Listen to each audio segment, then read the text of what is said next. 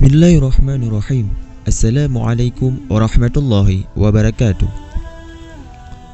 Sekelompok tabi'in, yaitu mereka yang berguru pada sahabat Nabi SAW, mengunjungi seorang tabi'in lainnya yang bernama Abu Sinan.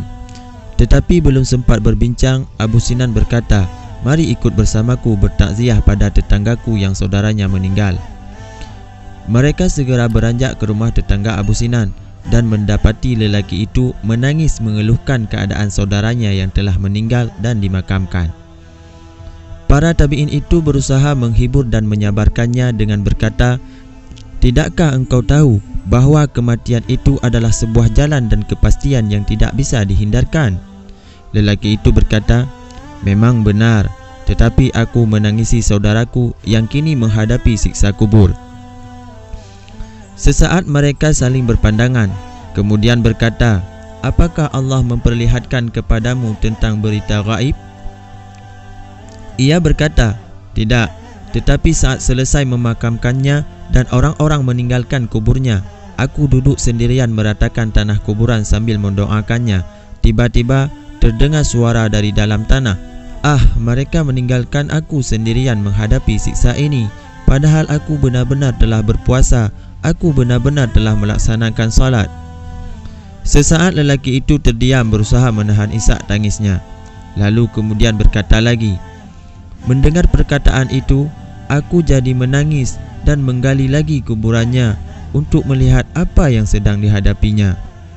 Aku melihat api menjilat-jilat di sana dan di lehernya melingkar sebuah kalung dari api.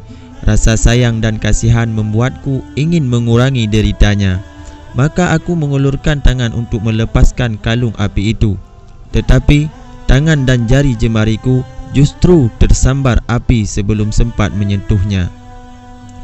Ia menunjukkan tangannya yang tampak menghitam bekas terbakar dan berkata lagi, "Aku segera menutup kembali kuburnya dan terus-menerus bersedih, menangis dan menyesali keadaan dirinya." Mereka berkata, "Sebenarnya apa yang telah dilakukan saudaramu di dunia hingga mendapat siksa kubur seperti itu?" Ia berkata, "Dia tidak mengeluarkan zakat hartanya." Salah seorang dari para tabi'in itu bernama Muhammad bin Yusuf Al-Qiryabi berkata, "Peristiwa itu membenarkan firman Allah Subhanahu wa taala, 'Sekali-kali janganlah orang-orang yang bakhil dengan harta yang Allah berikan kepada mereka dari karunia-Nya menyangka bahawa kebakhilan itu baik bagi mereka.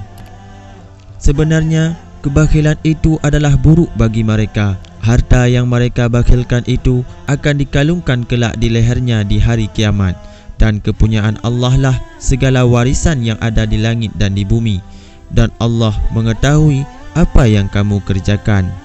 Kisah Surah Ali Imran ayat 180. Sedangkan saudaramu itu disegerakan siksanya di alam kubur hingga hari kiamat tiba. Para tabi'in itu berpamitan dan mereka mengunjungi sahabat Nabi SAW, yaitu Abu Dhal Al-Ghifari. Mereka menuturkan kisah lelaki tetangga Abu Sinan itu dan menutup ceritanya dengan pertanyaan, "Kami telah banyak melihat orang-orang Yahudi, Nasrani dan Majusi mati, tetapi kami tidak pernah mendengar cerita seperti ini." Abu Dhar berkata, "Mereka kaum Yahudi, Nasrani dan Majusi telah jelas tempatnya di neraka. Adapun Allah memperlihatkan keadaan orang-orang yang beriman yang mengalami siksa itu kepada kalian, agar kalian dapat mengambil ibarat pelajaran. Bukankah Allah telah berfirman, 'Sesungguhnya telah datang dari Tuhanmu bukti-bukti yang terang, maka barang siapa melihat kebenaran itu, maka manfaatnya bagi dirinya sendiri, dan barang siapa buta tidak melihat kebenaran itu, maka kemudaratannya kembali kepadanya. Dan aku Muhammad sekali-kali bukanlah pemelihara kamu.'" Kisah Surat Al-An'am ayat 104. Semoga dengan kisah cerita ini menjadi renungan bagi kita semuanya. Janganlah sekali-kali meninggalkan apa yang telah diwajibkan oleh Allah Subhanahu wa taala. Wabillahi taufiq wal hidayah. Wassalamualaikum warahmatullahi wabarakatuh.